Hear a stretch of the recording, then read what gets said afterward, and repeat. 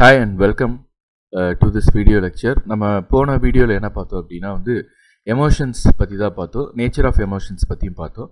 So இன்றைக்கி video லெக்சரில் என்ன நம்ம என்ன பார்க்க போகிறோம்னா need of managing emotions in organisation.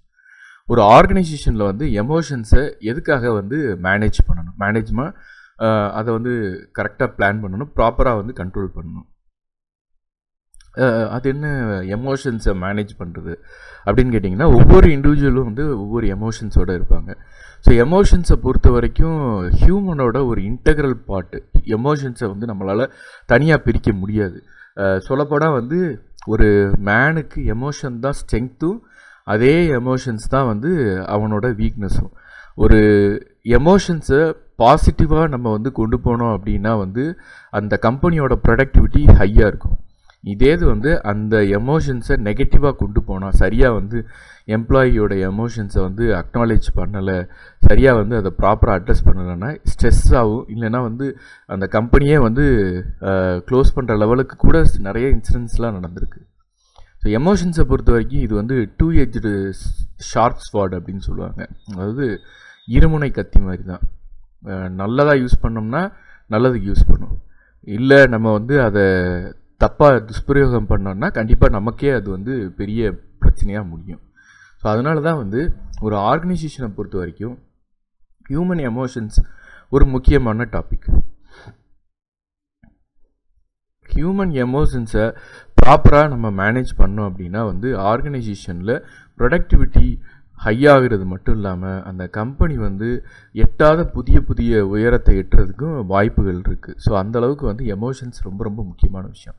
So ஒரு சாதாரண எக்ஸாம்பிள் என்ன அப்படின்னா ஒரு பர்சன் ஃபேமிலிக்காக அந்த ஒரு எமோஷன்ஸோட லைக் இதை பண்ண போகிறேன் அப்படின்ற அந்த ஒரு பாசிட்டிவ் எமோஷன், அந்த ஹாப்பி எமோஷன், அந்த ஒரு ஸ்ட்ரென்த்து, அந்த ஒரு இதோடு நம்ம போராடும் போது ரொம்ப அதிகமான ஒரு பலம் கிடைக்கும். ரேஷ்னலாக இருக்கிறத விட எமோஷன்ஸோடு இருக்கும்போது அதோட எனர்ஜி எல்லாமே ஜாஸ்தி.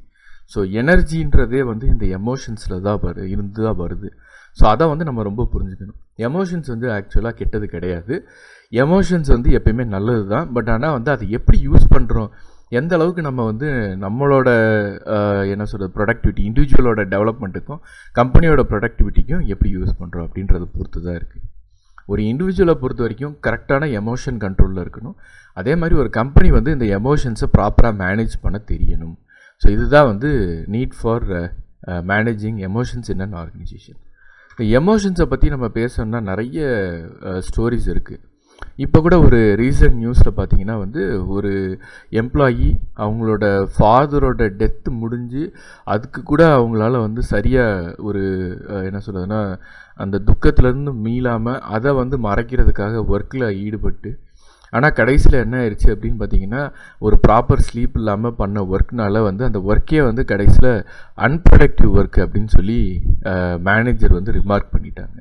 அதில் இன்னும் ஃப்ரஸ்ட்ரேஷன் ஆயிடுச்சு. ஸோ அப்போ பார்த்துக்கோங்க, ஒரு ஹியூமன் எமோஷன்ஸ் அப்படின்றது எந்த அளவுக்கு ஒரு பாதிப்பை ஏற்படுத்தக்கூடியது அப்படின்னு. இன்னொரு இதில் பார்த்தோன்னா ஒரு பாசிட்டிவாக எடுத்துக்கிற ஒரு எம்ப்ளாயி அவங்க அந்த கம்பெனியை அச்சீவ் பண்ணணும் அப்படின்ற அந்த ஒரு பாசிட்டிவ் எமோஷனில் கொண்டு போகும்போது அது நிறைய ப்ரொடக்டிவிட்டிக்கு கூட்டிகிட்டு போகுது. ஸோ இந்த மாதிரி எமோஷன்ஸை பொறுத்த வரைக்கும் நிறைய ஆர்கனைசேஷன்ஸில் இன்டர்ப்ளே ஆகும். ஸோ ஒவ்வொருத்தவங்களோட எமோஷன்ஸ், ஒவ்வொருத்தவங்களோட பிஹேவியர் இதெல்லாம் ஒரு ஆர்கனைசேஷனுக்கு ஒரு சின்ன சின்ன விஷயம் மாதிரி தெரியும். பட் ஆனால் இது ஒரு முக்கியமான மேஜர் கான்ட்ரிபியூட்டிங் திங். ஸோ இன்னும் சொல்ல போனோன்னா நம்ம மெஷின் இருக்குது, மணி இருக்குது, கேபிட்டல் இருக்குது, இப்படின்னு நிறைய ரிசோர்ஸஸ் படிச்சிருப்போம். அதில் இந்த ஹியூமன் அப்படின்ற ரிசோர்ஸ் தான் ரொம்ப முக்கியமான ரிசோர்ஸ். ஏன்னா மற்ற ரிசோர்ஸஸ் இருந்தால் அதை வச்சு எதுவுமே பண்ண முடியாது. இந்த ஹியூமன் ரிசோர்ஸை சுற்றி தான் எல்லாமே இருக்குது. ஸோ இன்னும் சொல்லப்போனால் ஆர்கனைசேஷன் பிஹேவியர்லேயும் சரி, வரப்போகிற இந்த ஹியூமன் ரிசோர்ஸ் ஹெச்ஆர் கான்செப்ட்ஸ்லேயும் சரி, ஹியூமன் ரிசோர்ஸ்ன்னு பார்க்காம, அதாவது ஹியூமன் ரிசோர்ஸ் அப்படின்னு எடுத்துக்காம ஒரு அசட்டாகவும் ஒரு ஹியூமன் வந்து ஒரு கேபிட்டலாகவும் நிறைய ஆர்கனைசேஷனில் ட்ரீட் பண்ண ஆரம்பித்தாங்க. ஸோ ஹியூமனோட வேல்யூஸ் வந்து தெரியுது. ஒன்றும் இல்லை, சின்ன விஷயந்தான். ஒரு மனிதன் இன்னொரு மனிதன் வந்து மதிக்க ஆரம்பிச்சிட்ட ஒரு விஷயம், அதுலேயும் வந்து இந்த கார்ப்பரேட் வேர்ல்டில் மதிக்க ஆரம்பித்த விஷயம் வந்து இந்த ஆர்கனைசேஷன் பிஹேவியர்ன்ற சப்ஜெக்ட் ஒரு எக்ஸாம்பிள். இந்த எமோஷன்ஸோட டைமென்ஷன்ஸ் அப்படின்னா என்ன அப்படின்றத பார்க்க போகிறோம். டைமென்ஷன்ஸ் அப்படின்னா வந்து அதோட பரிணாமங்கள். எமோஷன்ஸ் எப்பயுமே வந்து நம்மளோட கான்ஷியஸான அவேர்னஸில் தான் இருக்கும். பட் ஆனால் நம்ம வந்து எப்பயுமே என்ன சொல்லுவோம்னா, அது நம்ம கண்ட்ரோலில் இல்லாமல் இருக்குது அப்படின்னு. ஆக்சுவலாக நம்மளோட அவேர்னஸில் தான் ஆங்கர், ஹாப்பினஸ் எல்லாமே ஸ்டார்ட் ஆகும். ஆனால் ஒரு பாயிண்ட்டுக்கு மேலே அந்த ஃபிசியாலஜிக்கலாக நம்ம பாடி வந்து ரியாக்ட் ஆகும்போது தான் நம்மளோட இதுலேருந்து கண்ட்ரோல்லேருந்து போகிற மாதிரி இருக்கும். அதே மாதிரி ஒவ்வொரு எமோஷன்ஸும் இது ஒரு அப்சர்வபிள் பிஹேவியர். இதை வந்து நம்ம கண்டுபிடிக்க முடியாமலாம் கிடையாது. ஒரு பர்சன் ஹாப்பியாக இருக்காங்கன்னா அவங்களோட ஃபேஸ், அவங்களோட பேச்சு எல்லாத்துலேயும் வந்து நமக்கு தெரியும். ஒரு பர்சன் வந்து ரொம்ப டிப்ரெஷனில் இருக்காங்க அப்படின்னா அவங்க எப்படி பேசுகிறாங்க, எப்படி நடந்துக்கிறாங்க அப்படின்றதுலேருந்து நமக்கு தெரிஞ்சுக்க முடியும். ஸோ அதே மாதிரி வந்து எமோஷன்ஸ் இது வந்து ஒரு ஃபிசியாலஜிக்கல் ஃபினாமினன்.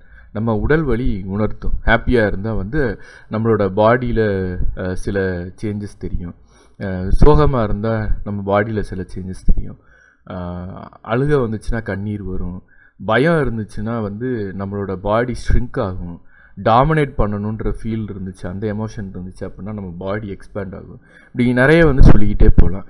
ஸோ இதுதான் வந்து எமோஷன்ஸோட அந்த டைமென்ஷன்ஸ். எமோஷன்ஸை பொறுத்த வரைக்கும் நம்ம கான்ஷியஸாக கண்ட்ரோல் பண்ணலாம். இது ஒரு observable behaviour and physiological phenomenon. So emotions வந்து ஒரு ஆர்கனைசேஷனுக்கு ரொம்ப ரொம்ப முக்கியம்.